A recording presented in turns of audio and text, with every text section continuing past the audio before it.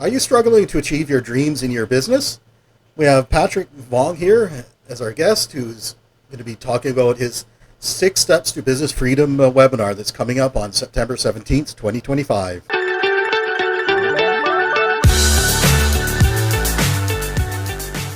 Hi, Patrick. Hey, how's everyone doing today? Yeah, good. Thank you. How are you? Great. Excited to be here. We're happy to have you. Yeah, so welcome to the Radiant Business Podcast. I'm your host, Jason Ross, joined by co-host Terry Cleary. And for those of you who don't fully know who I am a web developer with 11 years experience, specializing in doing high conversion websites for small and medium businesses and SEO. And Terry? I am Terry Cleary, also known as the Bionic Siren. I am an actor. I'm a voice actor. I'm a content creator. I'm a business owner. I'm a writer. I've done a whole lot of things, and I'm here to learn as well. So I am very happy to have Patrick here, and I'm very excited to hear what he has to say and what we can learn. And I'm Patrick Vuong. I'm a business owner. I'm a gym owner, Dynasty Gym in Vancouver. I am an Olympic weightlifting coach, and I am a business coach as well. And I'm here to share my story. I've been in the shoes of many business owners. I know what it's like to wear all the hats and to struggle. And I want to shortcut your path to freedom. I want you to take my 10,000 hours. And if someone were, wanting to approach you for business coaching, where would they go and how would they do that? Yeah, you can follow me on Instagram, Patrick Vuong, Vuong Coach, Patrick Vuong Coach. You can find me on LinkedIn, Patrick Vuong. My website is Avid actioncoach.com. Okay, great. Awesome. That's wonderful. And we can certainly also include all 3 of those links in the description down below. If you have a special sign-up page for your webinar, we can also include that link in the comments and the description.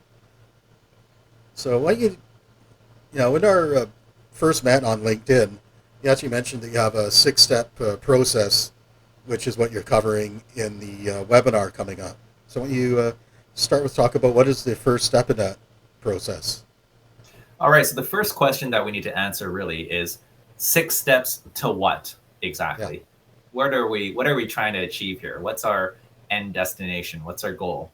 And if you are a business owner, then your goal should be the same as every other business owner.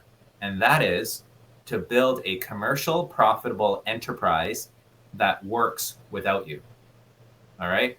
So the 6 steps is literally taking you out of the chaos and into stability. And the first step is mastery. And there's mastery in 4 areas. There's mastery of time, mastery of finances, mastery of destination, and mastery of delivery. So let's break it down. Mastery of time. What does that mean exactly? Well, Terry, have you ever started a day and you had a bunch of stuff on your to-do list, and then the end of the day goes by and you're like, I'm not even done half of these tasks. Where has all the time gone? Patrick, that's my everyday. Yeah, honestly, it is. Yeah, every business owner has experienced sometimes that. I work, 15, 16 hours. So. Yeah.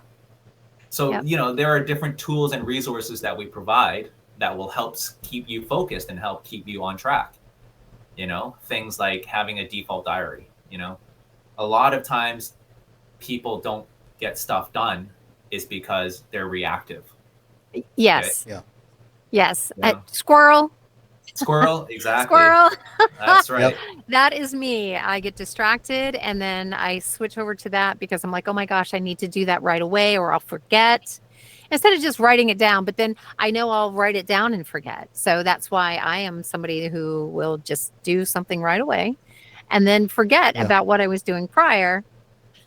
Oh, absolutely. One strategy that I have personally, which I can bring up, is if this will show up on the camera, here's my Google Calendar.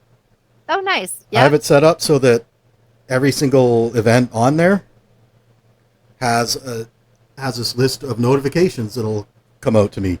So it'll So everything that I want to make sure I get done, I put on my calendar. And that, first of all, blocks off time so I don't get a bunch of meetings getting booked during that time that I'm wanting to do something else. Second of all, is it sounds a chime on my phone every time that thing is coming up, so it reminds me that to check my calendar to figure out what is it I wanted to get done. So is it a meeting I have coming up? Is it a certain task I wanted to get done? Right. So for me, in acting, this is why it's a little bit different, Patrick, is when you have an audition come in, you need to do it right away. Because the sooner you get it submitted, the more likely it increases your chance of getting the role. Yeah. So you have to just stop what you're doing and go over the script and do it and then submit it. So, you do get distracted. And I know every business, my business is not the only kind of business that has those kinds of distractions. Well, essentially that's a sales cycle. And when when you get an inbound call, that's the beginning of a sales cycle. You have to draw what you're doing and respond to it because right. You want to be the one that gets the sale. Right. So Patrick, what do you recommend to someone who, is in that position where they have things that interrupt them and they have to go do that? But then they've left whatever it is that they were doing before. What do you recommend to bring them back to that and get them into that mindset again? Because it's even a different mindset, right? Because whatever it is that they went over to do is something completely different, more than likely, than what they were doing prior to that interruption. So what do you recommend when somebody needs to pivot back for a reminder, first of all, and then, get the mindset to pivot back to that? Yeah. So it's very context related. So you guys have a good sense of purpose and priorities. So when an inbound call comes, and that's your job, yes, your job is to answer that phone as soon as possible. Otherwise, that's a missed sale. Terry, if an audition comes in, you got to be first on the ball. Otherwise, someone else is going to get it. That's I totally right. understand that. But the things that I'm talking about is most business owners, when an email comes in, they answer the email right away.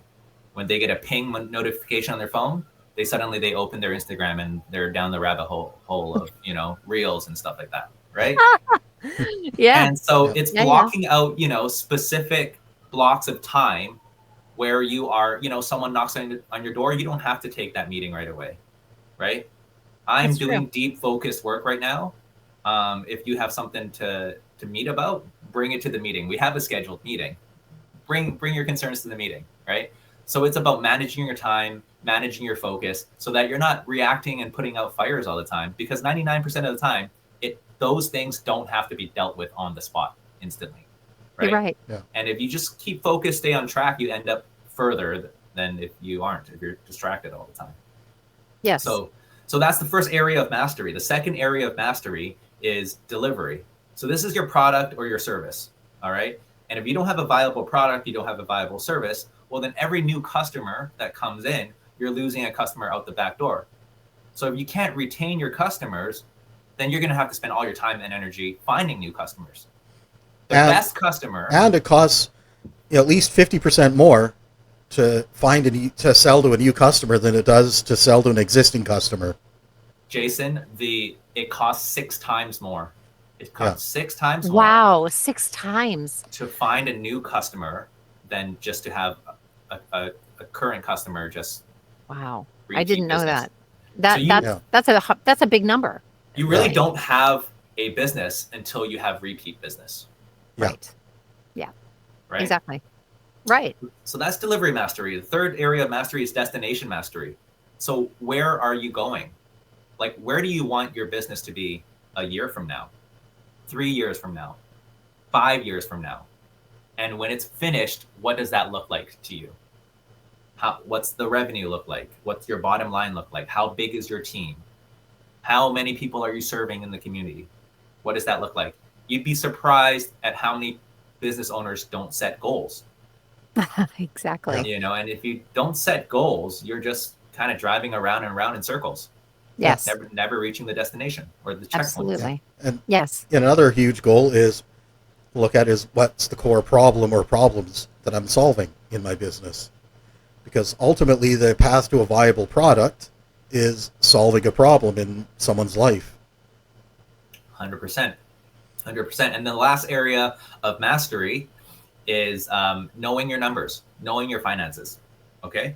Like, why is this important? Well, if you get in a car, would it be important to have a dashboard? Yes. Yep. Right? Yes. Would it be important to know how fast you're going if you're under or over the speed limit? Would it be important to know how much fuel is in the tank? Yes. Yeah, what your RPMs are, so you know that you're not redlining it and about to blow out your engine. Exactly. And so if you aren't tracking things in your business, how do you know if your business is going up or down? You know, I was just talking to a client this morning, and he's like, I was just talking to my marketing guys, and I actually didn't know that they didn't have a conversion metric for how many people are clicking on my Google ad.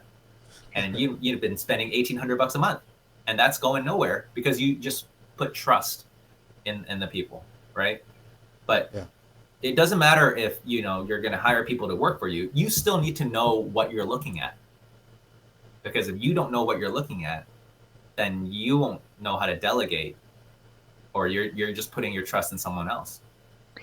Right? So I have a question on the previous one. Do you ever find folks who maybe don't know all the answers to those questions? And the reason I ask this is because when I first started in acting in voiceover more specifically, I was given a list of questions to fill out about myself, and just to get an idea of what might be good for me to put on just on my demo reel. And the questions were, pretty in detail and in depth. And at the time, I had the hardest time answering those questions because, for me at the time, I was somebody who was in a healing phase, let's just say, and wasn't really connected to myself, and therefore was not able to answer those questions and get the direction to even know where I wanted to go. Do you find that? Do you have people come to you who really aren't sure where they need to go at all? I mean, that's just the first step, the 4 areas of mastery that I'm talking about. 95% of people are still stuck at that phase, meaning there's a lot of work to be done in just those 4 areas. Right. And these 4 areas is literally just to get your head above water. It's to get you out of chaos into stability. Yeah. Right? That makes a lot of sense. And you're absolutely right. I mean, people don't know who they are, what they're selling, what problem they're trying to solve, who they're trying to solve it to. Like, they don't know who their target audience is. And the more clarity you have on what exactly you're trying to solve and who you can help, the more you can convey and communicate your message. And ultimately, that is sales. Right. Yeah. Absolutely. Sales, I mean, whether it's selling yourself or selling a product, it doesn't really matter. Or a service, it's all selling. You're absolutely right.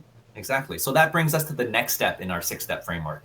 The next step is basically cash flow. It's sales and marketing. Okay. Yep. Now that we're out of the chaos and into the clarity and into the stability, now we can focus on generating that cash flow. All right. So, marketing. If no one knows you exist, no one knows who you are, no one knows what you sell. Yeah, that's the first step. Right. Right. Second That's step. where I am. Yeah. People can't buy the solution they don't know exists. Exactly. And once they raise their hand and they say, yeah, I want you to tell me a little bit more about that, right? Can you get them over the finish line? Sales is not a dirty word. Sales is a very good and holy word. It's, I'm voluntarily exchanging my money for what you can offer me. Money is not dirty. Money is great because people don't value money. They value the things that they can exchange their money for. That's right. Right? And if you can provide more of those things that they can exchange your money for, then you're providing more value to the marketplace. Exactly. Yeah, and if you look at what is the alternative to money is barter. You have to exchange your product or your service that you produce for other people's products or services directly without Yes. that cash intermediary. Yes. And could you imagine trying to exchange your coaching service to get food from the grocer? And you need to first find a grocer that needs the service that you're offering to show them how to better manage their business before you can even make that exchange. Or you need to do a chain reaction of exchanges to finally get to what that grocer needs. That maybe he's looking for apples. You don't provide apples, you provide a coaching service. So they need to find a apple orchard that needs your service to give you the apples that you can then give to the grocer to get your eggs. Now, imagine the chaos. I mean, people in 90s Russia don't need to imagine the chaos because they lived it when the Russian ruble collapsed. and that's exactly how Russian businesses were having to survive, is going back to the old barter system. Because you can, do an ad for someone. You can do their telephone IVR. You could do a corporate video for them. You could do a whole lot of things in exchange for voiceover, which is, a lot of voiceovers do it. Yeah. Voice actors, they do. And, just to even get their foot in the door with a business, whatever the case may be, offer free whatever. And I think most businesses have something that, even I do as an actor. I have something that I can offer someone. Find out how, what I do as an actor, how I sound. Offer them a free, simple IVR. Something. Just for talking to me. That is something you can do. And do you recommend doing that kind of thing? Because I know a lot of coaches do. They'll tell you, offer something. Offer your potential customers and even your current customers, offer them discounts later on for being a repeat customer or whatever the case may be. Is that something that you teach? Sales is all offers. It's all offers. So if you want to make a sale, make an offer that they can't refuse. Make an offer so good that they can't refuse. And if you can make better offers than someone else, well, then you're probably just going to end up selling more. And keep in mind that doesn't mean the cheapest price. Because if you've sufficiently differentiated yourself and your offer, established the value that the customer will get from it, then they will gladly pay twice as much to get 4 times the value. That's right. 100%. People make buying decisions based off of value. Now, if you're selling the exact same thing, then if the equation is value over price, then I'm going to go for the cheaper one because it's exact same thing, right? But like you said, if you can increase what's above that equation, which is the value, you can add more value. Right. And that's how you're going to I can offer you, in addition to that, I can offer you blah, blah, blah, blah, blah. Or you just effectively communicate what the benefits are that the customer gets from working with you so that they understand the value they're getting. Because a lot of the time, it isn't that the businesses don't offer unique benefits and values to their customers that each will appeal to a certain niche. It's that they don't communicate it because they're all saying the same platitudes, the same list of features, and just basically making all the same claims that everyone else is making and saying the same things as everyone else. So they all appear the same to the shopper. So the only thing that they have to go on is price. So they are forced to default to that. In fact, when we're talking about offers, I think the only way to stay in business is to focus on value. Because if you are focusing on price, then it's just a race to the bottom. Yep. And guess what? That bottom is going to bottom out at 0.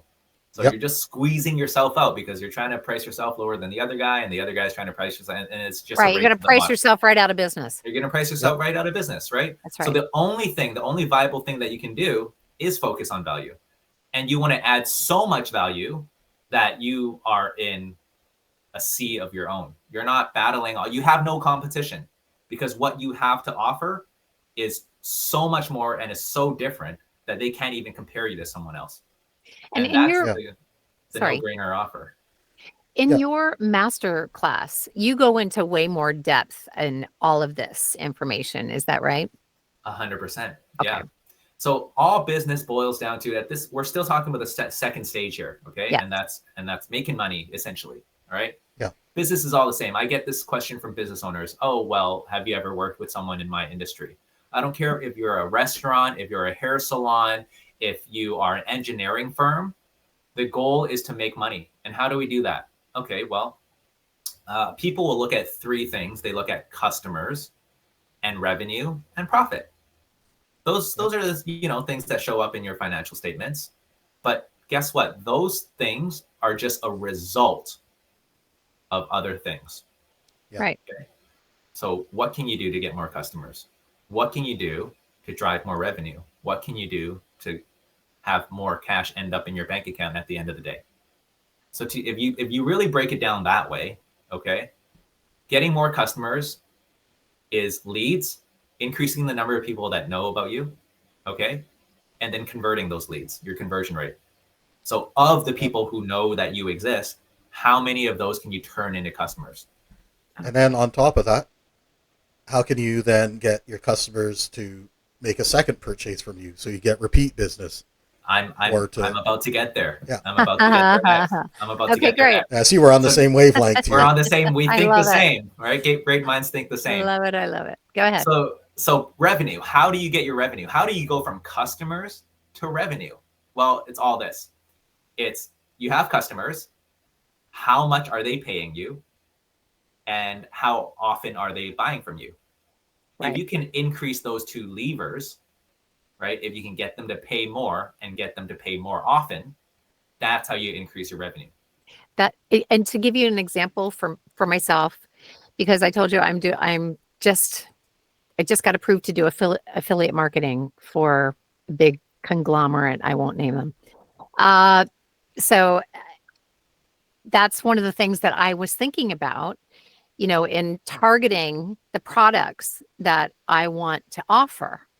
And the types of products that I want to offer are things that people have to repeat to buy. Mm-hmm.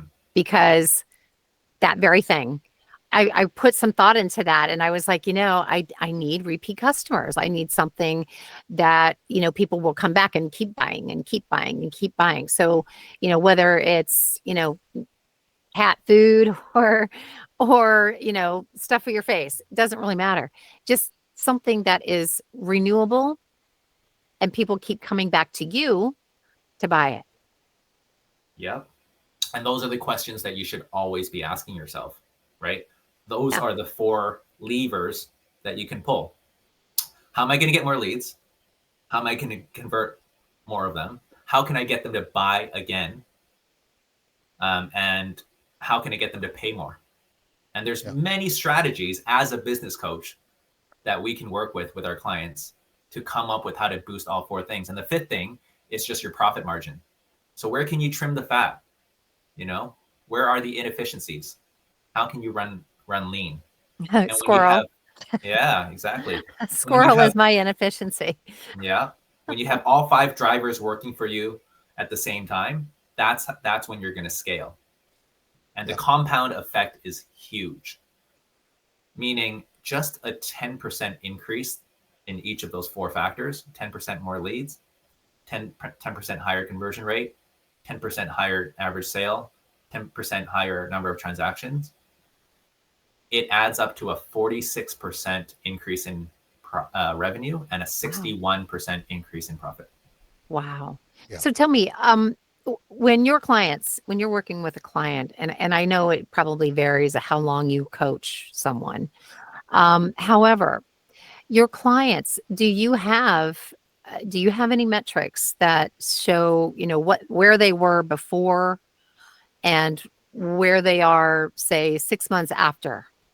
So this is almost a non-negotiable. You must track your numbers. We have a guarantee.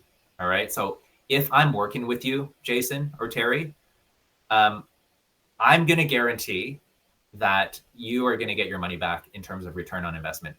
So I'm going to make you at least the amount of money that you invest in me. And if not, I'm going to continue coaching you for free until you do. So that's our guarantee. So at worst case, there's no risk. You don't lose anything at all. Yeah. Now, having said that, if you're not tracking and measuring, then I can't honor that guarantee, because we need to have a baseline to start if we're going to see what's working and what's not. Right? Exactly. So if you're going to be in business and you're going to be working with me, you're going to be tracking and measuring. That's kind of day one things that we go over. And that's why it's in the first step in the mastery of your finances and numbers. You need to have a good grasp and handle on that. Right? Exactly. So that's a great question. Yeah, I agree. And so your customers or clients, I should say, what do you find is like the biggest thing that they get hung up on in the process out of your steps? Which one do you think they find the hardest? Yeah. So most people, even when you start at step one and you're talking about having a default diary or having a daily task list done the night before, that's over their head. They're like, what are you talking about? Or even like sitting down and like setting goals. They're just like, I've never set goals before. And you know, when we set goals, we set life goals too. It's not just business, right? Because if your business goals is not aligned with your life goals, you're not motivated to move anywhere. That's right. Yeah, you're just not going to be happy with what you're doing. Exactly, right? So your business just serve you. It should give you more life. It shouldn't be draining life from you. Right. Right. So yeah, and if you're not doing something you're enthusiastic about, then you're just then you're gonna procrastinate and find every excuse to not be doing it. Right. For me, like I'll give you an example on my show, and it's the same thing. So on my show, at the end of every episode, I give people an actionable thing that they can do to set an intention for their week, their weekend, and their week coming up. Mm-hmm. Something that they can carry with them, whether it's just something they can say out loud every day, whatever it is. But I leave them with something to set an intention, and that's basically the same thing as setting a goal. So as long as you are saying it out loud, writing it down, you're going to do that. If you don't, you're way less likely to actually do it. So one of the things I recommend to people is write it down and keep saying it out loud, because then it sinks in. It sinks into your brain the more you say it and write it down. And you are way more likely to actually achieve those goals or those intentions if you do those two things. Mm-hmm. And, there's a lot of overlap in the work that we do, Terry, you and I. We were talking about this earlier, how words are powerful and words can have an effect, right? And how no matter what, you are a sponge and you are a receptor, and there's all this input coming in. So everything you are what you hear. You are what you hear. And experience. Everything that you're reading, everything that you are, that's on your social media, every podcast that you're listening to, it's affecting you, whether you think it is or not. It is. That's just a fact, right? That's how the brain works, literally. It's why manifestation is real. Yes. Because when manifestation is real, because when you set that intention, when you write down your goals, when you say them out loud, you are going to be successful. Yes. That's why manifestation is real, because you're literally telling yourself, and your brain, so to speak, is listening.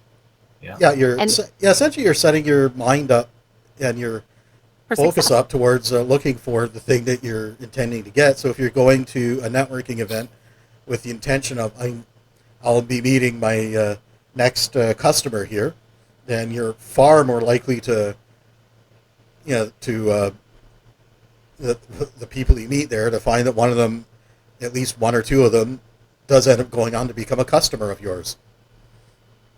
So that's right. We call this the reticular activating system. Yeah. The RAS. All right. And this is the whole Tony Robbins thing.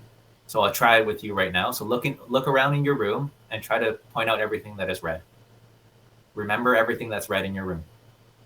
I don't know that I have any. Okay. I have one thing. I have 3 things that I can see maybe from on where I my am right computer. now. My But, computer. Yeah, I only see a few things. I guess Anyway, 4 things. go Now for it. close your eyes. Yep. Tell me everything that's orange in your room. Orange. Mine would be my pillow next to me. Orange. There's an orange thing, an orange tab on this here notebook. Let's see. I have an orange bag sitting over on my table. Over there, it's potato chips. I probably have some orange clothing in my closet. There might be something orange on my computer screen as well. Yes, my background. Well, this exercise certainly didn't work out because Terry is she has a photographic memory. Actually, I do. I actually do. Yeah. That's part of having, some people don't know, but I have ADHD, and that actually is one of the components that you can have. It's one of the superpowers that you might get in having ADHD. And yes, I actually can. I also could be a sommelier because I can taste all kinds of things. I can taste the tiniest little whatever dirt in something. Wow. Yeah, it's amazing. And I Jason's don't know what I can do with it, but everything orange. Anyways, most people, well, they get the point. They're like, oh yeah, you're right. I was only looking for red things. I wasn't looking for orange things, right? And so the whole you're an outlier, Terry. You're one of a kind. Sorry. Thank you, though. The whole point that I'm trying to make is that this is why we test and measure, and we focus on the things that we want to change. Because like you said with words, and I'll go one step further, it's like the brain can't tell the difference. If you're in a bad mood and you smile, it's hard not to have your mood go back up. Or if you're holding a certain posture, like the Superman posture, it's hard not to, your body language, all this stuff is feeding your brain input as to how you're supposed to feel. And like when we do a lot of I am statements and affirmations. Yeah. Right? We focus on that because if you keep repeating it enough, it gets absorbed into your subconscious mind and your brain can't tell the difference, and you literally transform yourself. That's right. And so a lot of what we do is mindset. Yeah, that's makes sense because one of the most important and the first decisions that any human being makes is that basic decision to be. Just to be. That's right. Mm-hmm. I am here. I exist. To acknowledge I am here. And then you put yourself on that slope downhill is when you start making those decisions to not be. Right. And sadly, people get into that mindset. Yeah. Go ahead. B times do equals have. That's right. B times do equal have. Okay, so what does that mean? Okay, everything that you have, most people think, they always ask themselves, okay, what can I do to have this thing? What can I do to have this thing? Okay, you're missing a huge part of that equation. You're never going to know what you need to do to have the thing because you're not asking yourself the right question. Who do you need to be in order to do the things that you need to do to get there? Change your identity first. All right. I want what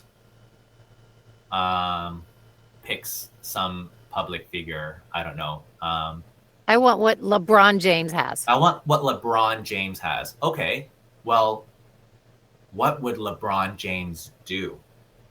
So be the LeBron James. Just pretend for a second. Be that person. Be an actor. That's going to tell you what you need to do.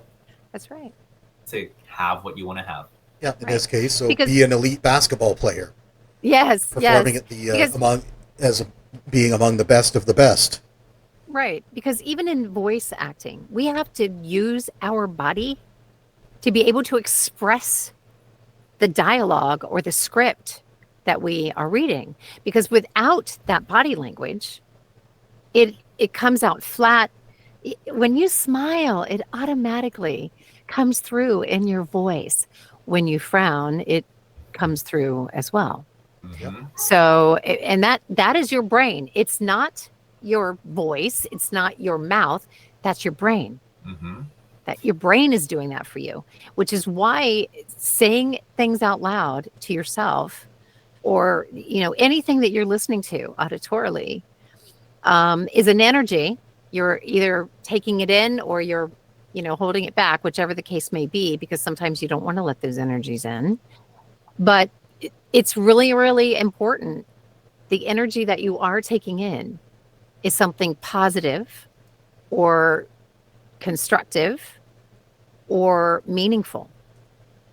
And one of the exercises that I use with my clients is that you can take on an identity depending on what you're doing. So in the morning when I hit the gym at 6 a.m., I am the Incredible Hulk. That's right. You put on different hats. That's right. I'm the Incredible Hulk for that hour. And then when I'm at work, I'm, Alex Hormozy or Steve Jobs or Elon Musk, whoever you want to Mark be. Cuban. Mark Cuban. Grant Cardone, all the Grant Cardone, yeah, everyone. That's so right. you're that person when you're working, when you're in a sales meeting, you're Grant Cardone, right? And then when you're at home, you are, Father of the Year. Right. Because when you start to identify yourself with who you want to becoming, you start doing the things that they would do. Right. And it's important to realize that you can be more than one thing. Like, for example, I'm a web developer. I'm also a writer. I'm also a business owner. I'm also a son and a brother and a friend to many people. And that's right. And to realize that, and a colleague. And to be able to switch gears and be who it is you need to be and what it is you need to be in a particular moment in time is critical. Yeah. Yeah, it is. Definitely. I agree with that. And so mindset, I'm talking about the 6 steps right now, but mindset is something that covers and wraps around the whole 6 steps. Because if you don't have mindset, you don't have anything. You're not going to be successful without it. Mm-hmm. Hands down, 100%. You can have all the tactics and all the tools you need, but if you aren't motivated to use any of the tools and you don't see why, you don't see the purpose, then you're not even going to pick up one of the tools. Yeah, the key part of that is applying it to something that you're passionate about. Because my experience is in business, in life, if you're doing something that you have a passion for, then it's a lot easier to get yourself motivated to do it and to make all the mindset adjustments you need to make in order to do it than if you're doing something you don't care about. That's right. Absolutely. So, let me continue the rest of the 6 steps here. Go for it. So, like I said earlier in the beginning, the definition: commercial, profitable enterprise that works without you. Mastery of the 4 areas. Now you have a commercial enterprise. Cash flow is the 2nd step. Now you have something that's profitable. Okay. The 3rd step is that works. You want something that works. So how do you have something that works? Systems. Jason, you know all about systems. Yes. All right.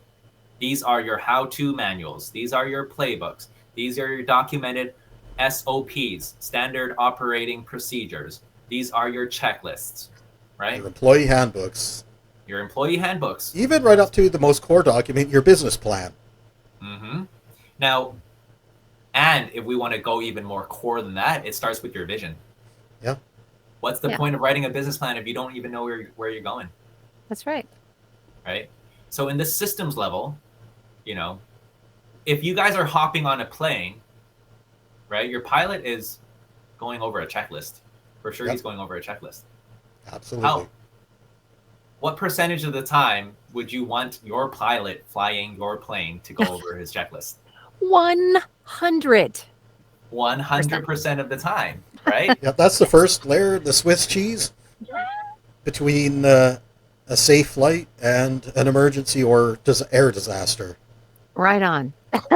Same thing in business, man. Yeah. If you're not going over your checklist, then you could crash and burn. It could be a disaster, right? So at this stage, we have money coming in. We can invest it in systems and automations. We're really just making sure that this machine is well oiled and it runs. Okay. The last part of the equation is that runs without you. All right. So now you got to start to slowly buy back your time, and you got to put a team in place. Right? You got to assemble your Avengers. Right. Yep. You got to replace yourself one by one, and a lot of business owners are going back to mindset again. They're still stuck in employee mindset, meaning they still believe that they have to do all the work, and they've only been an employee their whole life. So of course they're not thinking CEO mindset, right? But if you were to think like a CEO does different tasks than an employee. They prioritize different tasks. Yeah. And the CEO tasks are like $2,000 an hour jobs. The employee tasks may be $20 an hour jobs, right? So you could delegate and hire people to do the $20 an hour jobs so that you can focus on the $200 an hour jobs and then replace yourself. And then you can focus on the $2,000 an hour jobs. Because your job, so a lot of business owners struggle because they didn't train their whole lives, being good at business. They trained their whole lives trying to master their craft in their trade, in their skill, whatever it is to do. And then they just suddenly wanted to go in business because they wanted to be their own boss. They didn't like the company that they're working for. They wanted freedom, all of these things, except they don't have that skill set. They have a skill set to deliver what it is that they were doing as a technician.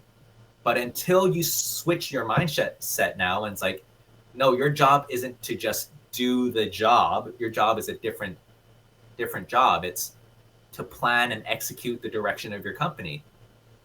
Hiring, recruiting, growth strategies, planning, exit strategies, all of these things. And what you're describing is actually what Michael Gerber in his book, The E-Myth, describes as the technician business owner type. The other business owner type he talks about is the strategist and the planner. And they're the ones that'll know how to do all the strategic stuff to set up the systems, but they don't necessarily have the technical skills to do the service. So that would be your salesman type or your manager type. I don't know if you guys have heard of this, but I don't know if you've heard of Michael Levine, but he wrote a really good book called Broken Windows, Broken Business. That's another thing. And not paying attention to details in your business can ruin your business. So you're right. If you need to hire someone because you might be, missing things now because your business is really growing and you don't want to do that, because if you drop that ball, you might lose a customer, and you don't ever want to do that. So yeah, tending to make sure, even your actual windows. So to keep things moving along here, so what step are you at currently, and then what's the next step? So you got mastery, you got niche, which is cash flow, you got systems, you got team. And once you have those four in place, now we're going to start thinking of scaling. Scaling is where you're hitting critical mass. All right. This is now I can franchise, I can open different locations, I can license this out maybe, I can, all of these things that you're not just aiming for a 30% improvement every year. Now you're trying to 30x in 1 year. Okay. So that's synergy when all of those things are working together. Okay. And then once you have that, then the final step, you get to the final step, and that's just freedom or results. And that can be different for everyone. Like I said, now you have a business that is actually an asset, a valuable asset. And why is it an asset? Well, because it runs without you. In fact, it might even grow without you, right? You can step away for 6 months, go on vacation anytime you want, and rest assured, you don't have to spend a minute of time even looking at your business. It's all being taken care of. And when you come back, it's not a firestorm, it's just smooth sailing, right? And that's a business that other people want. Because ultimately, at the end of the day, you want to build the valuation of your business. Okay, the purpose is to have a sellable business.